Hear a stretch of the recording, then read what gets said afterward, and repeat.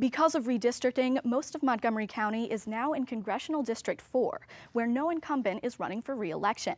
Now, 2 new challengers are entering the race in a county that, though historically left-leaning, is still competitive.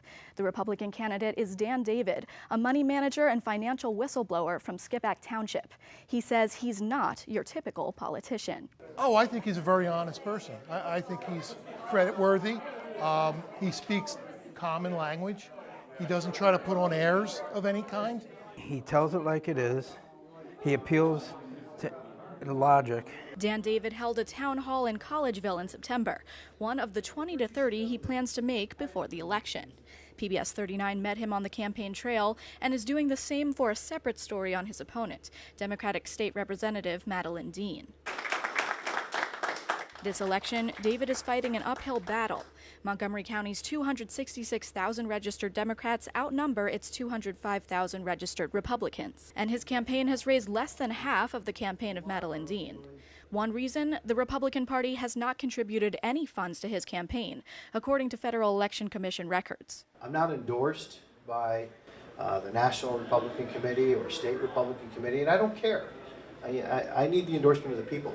And in fact, David's stances on issues don't always fall in line with the Republican parties. David says he's a social moderate and fiscal conservative who chooses to align himself with the Republican Party and President Donald Trump on a per-issue basis. For example, he supports the right to bear arms, but does not believe universal background checks and banning bumper stocks infringe on Second Amendment protections. He told WHYY he'd been labeled pro-life because he has concerns about late-term abortions, but still supports the status quo on access to abortion. David said he's appealing to more than just Republicans, because if he wins, he'll be representing more than just Republicans. Because at the end of the day, when you hold a congressional seat, it's for everybody.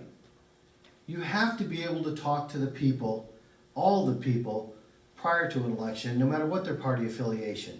Prior to running, David was best known for his role as a whistleblower. His firm, called Geo-Investing, published reports detailing massive fraud in U.S.-listed Chinese companies participating in reverse merger scams.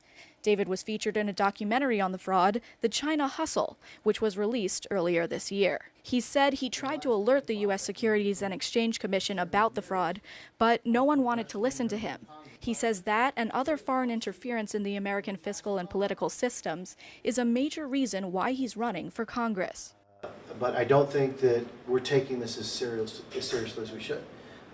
The meddling in Russia doesn't talk about the meddling from China, doesn't talk about the foreign money coming into our elections. At the town hall, David mingled with voters and answered their questions. His own parents also came to the event. But they weren't his only supporters. One Bluebell resident says he'll be voting for David and telling other people he knows to do the same. I don't care if you're Democrat, Independent, or Republican. People need to vote in November for Dan David. You can find a schedule of future town halls on David's campaign website, or watch the events on Facebook Live videos his campaign posts. The election is Tuesday, November 6th. In Collegeville, Pennsylvania, I'm Harri Lee for PBS 39 News Tonight.